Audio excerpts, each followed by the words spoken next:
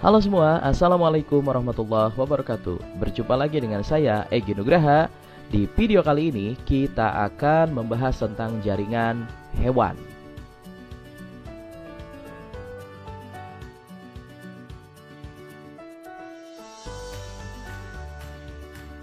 Jaringan epitel.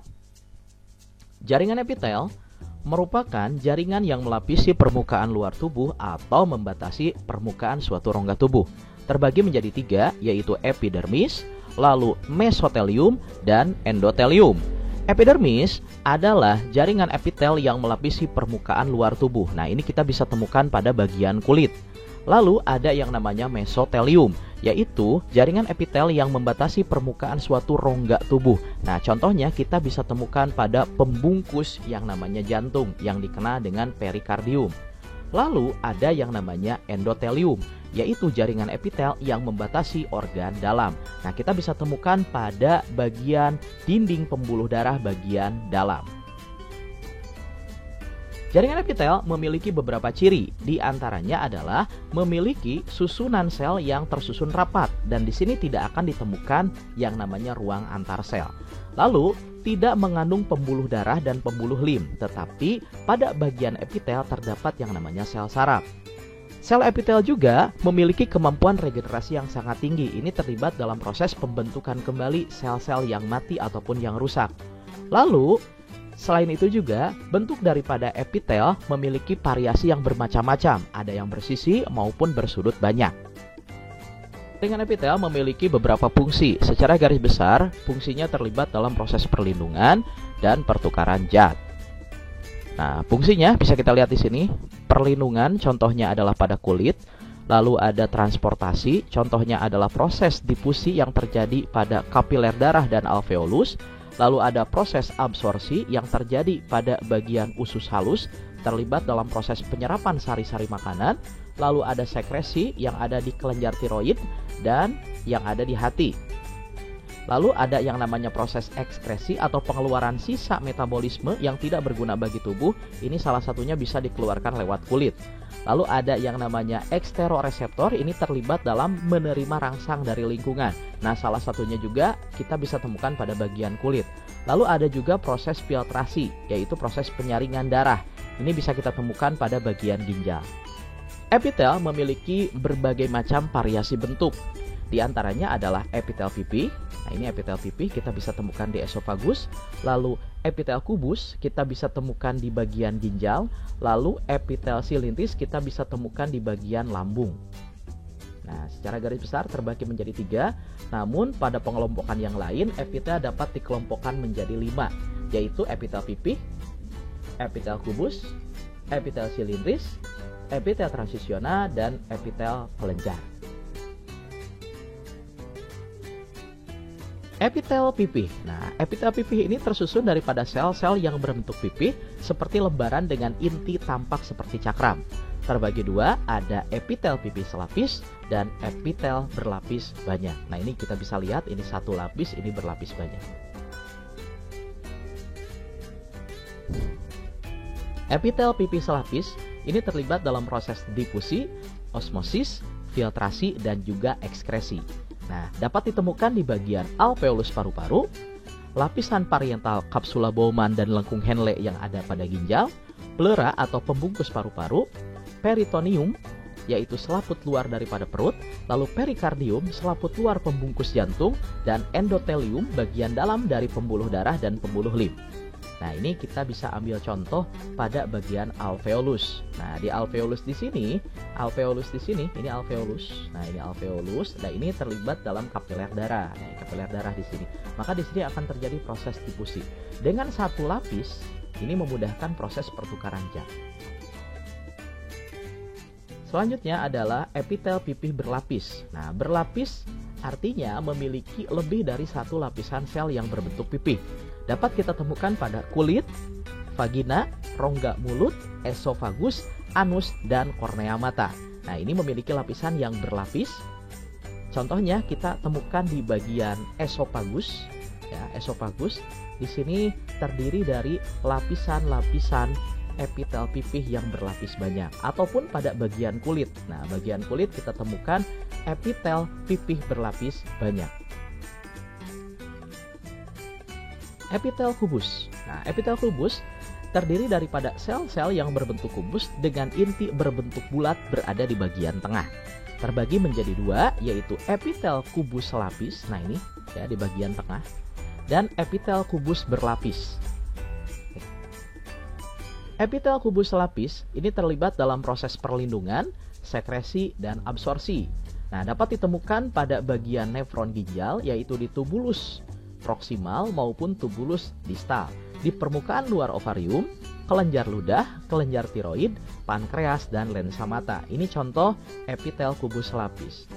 Nah, gambarannya kita bisa temukan di bagian ginjal. Nah, ini kalau misalkan pernah belajar mengenai ginjal, ini yang dinamakan dengan glomerulus. Dan di glomerulus ini ya memiliki lapisan epitel kubus selapis. Epitel kubus berlapis memiliki lapisan lebih dari satu lapis berbentuk kubus, dapat ditemukan pada kelenjar minyak dan kelenjar keringat, terlibat dalam proteksi, sekresi, ekresi, maupun absorpsi. Nah, ini contoh daripada kubus berlapis. Nah, kita temukan pada yang namanya kelenjar minyak. Nah, kelenjar minyak nih, ini kelenjar minyak. Lalu ini pada kelenjar keringat. Nah, ini contohnya ya, ini kubus berlapis banyak. Ya, ini kubus berlapis banyak, ini bisa kita lihat lapisannya banyak sekali. Nah, ini kita temukan pada kelenjar keringat. Jaringan epitel silindris memiliki sel-sel yang berbentuk heksagonal, memanjang atau silinder. Nah, ini bentuknya ada epitel silindris selapis, lalu epitel silindris berlapis, dan ada epitel silindris bersilia. Nah, ini bisa kita lihat di sini nih ada tambahan silianya. Epitel silindris lapis bersilia biasanya memiliki sel goblet, yaitu sel yang berbentuk piala yang berfungsi menghasilkan lendir. Nah, ini dapat kita temukan pada uterus, saluran uterus, vas deferens maupun bronkus intrapulmoner, atau kita bisa menyebutnya adalah bronkus bagian dalamnya. Nah, ini contoh daripada epitel silindris selapis bersilia. Nah, di sini ada silianya ya.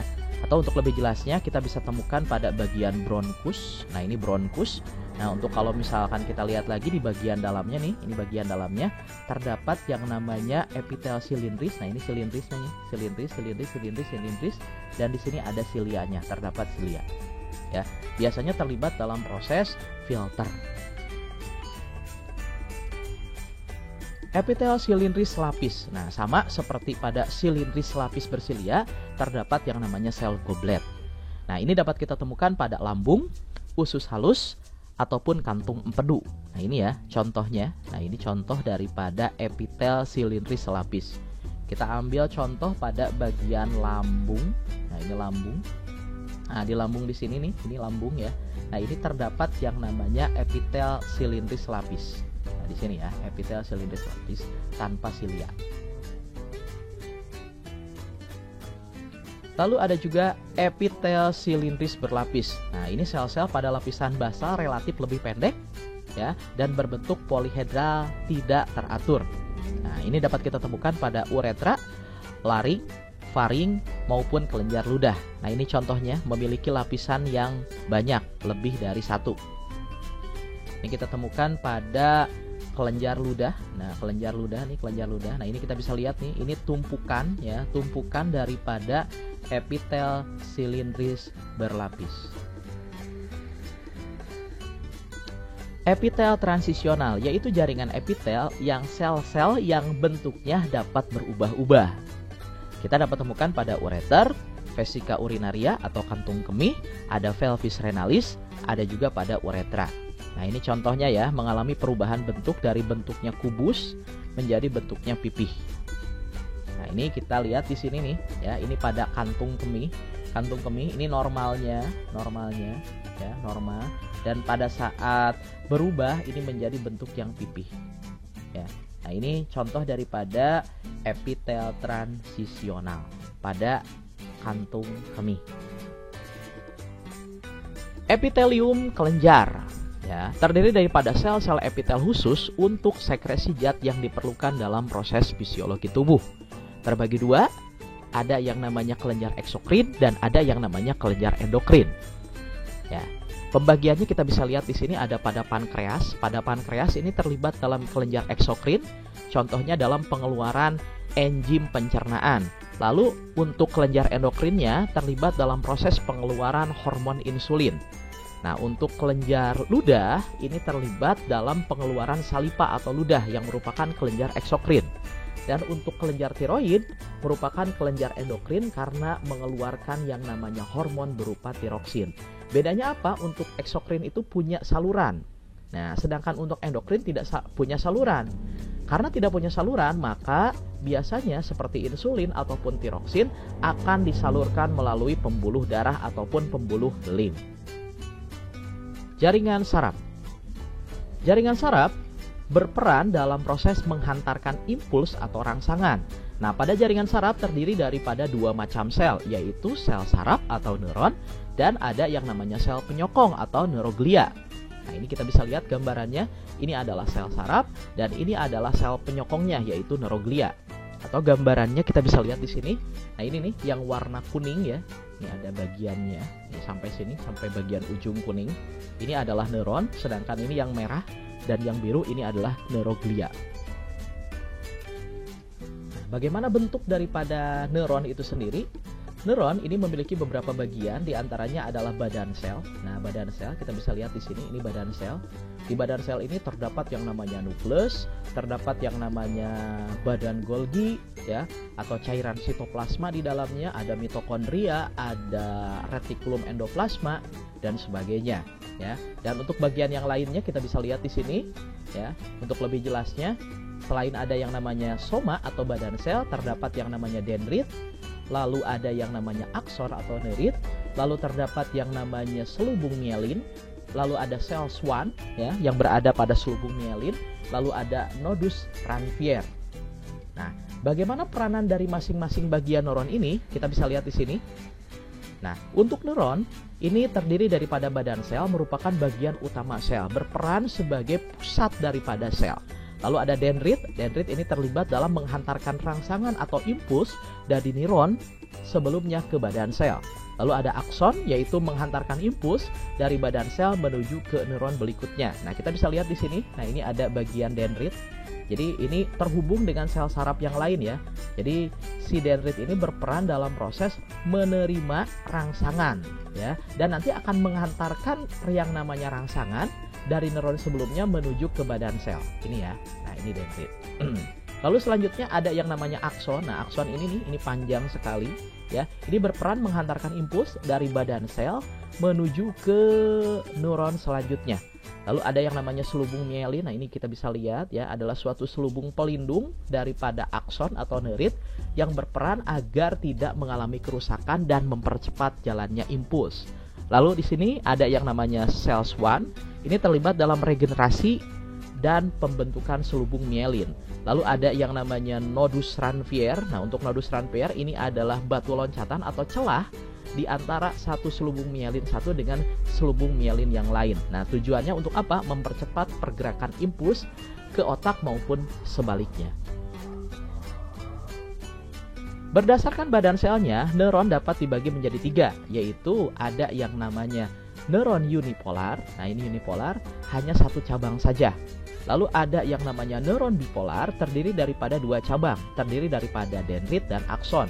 Lalu ada neuron multipolar, terdiri dari banyak sekali dendrit dan hanya memiliki 1 buah akson. Selanjutnya, neuron berdasarkan fungsinya, terdiri daripada 3, ada neuron sensorik, lalu ada neuron motorik, dan ada neuron konektor. Nah, untuk neuron sensorik atau dikenal juga dengan aferen, ini berperan dalam menerima rangsangan dari reseptor ke yang namanya saraf pusat. Nah, ini nih ya. Nah, ini nih, di sini terdapat yang namanya reseptor sel. Nah, reseptor ini terlibat dalam penerimaan rangsangan. Ya, biasanya ini terlibat dengan alat indera. Nah, nanti ini akan diantarkan, impuls itu akan bergerak dari satu neuron ke neuron yang lain sampai kemana? Sampai ke saraf pusat. Nah, sedangkan ada yang namanya neuron motorik. Nah, ini motorik contohnya. Motorik ini adalah berperan dalam menghantarkan rangsangan atau impuls dari saraf pusat menuju efektor. Nah, contoh efektor biasanya berupa otot maupun berupa kelenjar. Lalu ada yang namanya neuron konektor atau interneuron. Nah, ini contohnya ya. Berperan dalam proses menghubungkan antara satu neuron dengan neuron yang lain. Neuroglia atau sel glia ini terlibat dalam pendukung kerja daripada sel saraf, bisa dikatakan juga sebagai penyokong ya. Nah, peranannya adalah menyediakan nutrisi bagi sel saraf, membentuk selubung mielin pada sel saraf, mempertahankan keseimbangan tubuh, lalu menyatukan jaringan pada susunan saraf pusat, berpartisipasi dalam transmisi sinyal sistem saraf. Nah, contohnya adalah ependim ya, sel ependim, lalu ada yang namanya astrosit, lalu ada yang namanya mikroglia, lalu ada yang namanya oligodendrosit. Nah, ini diantaranya contoh-contoh daripada neuroglia.